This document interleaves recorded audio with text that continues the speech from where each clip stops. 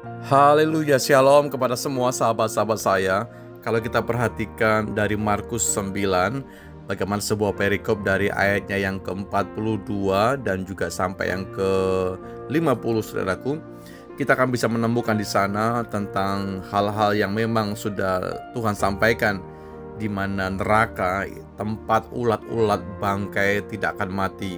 Neraka tempat yang apinya tidak pernah padam. Anda bisa menemukan di sana di dalam ayat yang ke-48, 46 dan juga 44. Selalu disampaikan di tempat itu ulatnya tidak akan mati dan bagaimana api neraka itu tidak akan padam. Ketika saya coba baca firman Allah ini, renungkan baik-baik, sungguh saudaraku, kita bersyukur hari ini bahwa Tuhan sudah bangkit. Tuhan menebus kita semua dan Yesus menyediakan tempat bagi setiap kita. Perikop ini ditutup dengan sebuah hal yang perlu kita mengerti tentang bagaimana peranan kita, tentang bagaimana fungsi kita sebagai garam dan terang bagi dunia. Kalau Anda perhatikan Markus 9 ayat yang ke-50, garam memang baik, tetapi jika garam menjadi hambar, dengan apakah kamu mengasinkannya? Hendaklah kamu selalu mempunyai garam dalam dirimu dan selalu hidup berdamai yang seorang dengan yang lain. Tentu ini bagian firman anjuran buat kita bahwa bagaimana garam itu harus menjadi sesuatu yang bermanfaat. Garam harus asin sama dengan kehidupan kita. Kita adalah saksi Kristus.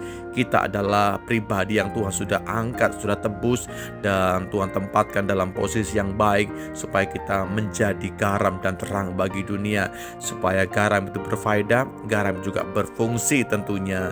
Bapak Ibu saya kasihi, sama dengan kehidupan kita, harusnya kita di setiap waktu, dimanapun kita berada, Tuhan tempatkan kita menjadi dampak yang baik. Kita menjadi pengaruh yang baik. Selalu saya sampaikan hal demikian. Jadilah pribadi yang mempunyai pengaruh yang baik, menjadi dampak yang baik kepada banyak orang, sehingga lewat hidup kita Tuhan dimuliakan. Dan juga bagaimana kita harus berdamai seorang dengan yang lain. Jangan membawa permusuhan, jangan membawa pertengkaran, jangan membawa percekcokan juga dimanapun Tuhan ada setiap kita.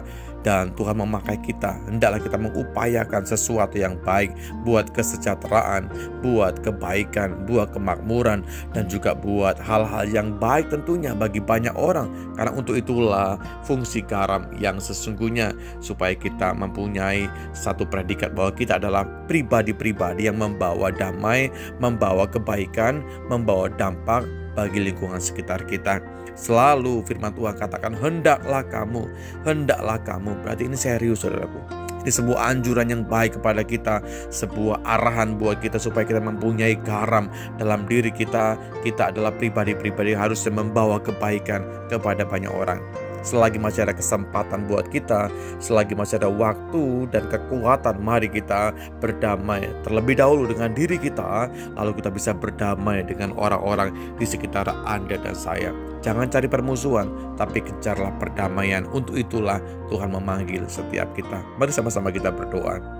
Terima kasih Bapakku dalam sorga. Terima kasih buat firman yang bisa kami renungkan hari ini.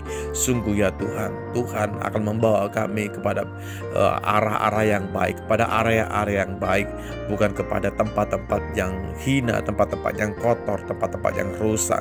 Tapi Tuhan akan membawa kami kepada perdamaian dan sukacita. Untuk itulah Tuhan panggil setiap kami, supaya kami bisa mengerti kami harus mempunyai dampak yang baik bagi dunia ini. Terus kuatkan hati dan kehidupan kami, teguhkan terus panggilan-Mu bagi kami ya Tuhan, sehingga setiap lini kehidupan kami terarah kepada kebenaran-Mu, membawa kami semakin mengerti tentang fungsi kami sebagai gereja Tuhan di tengah-tengah dunia. Bukan karena kuat kami, bukan karena gagah kami, tapi karena Roh-Mu yang selalu menguatkan, menopang kami setiap waktu.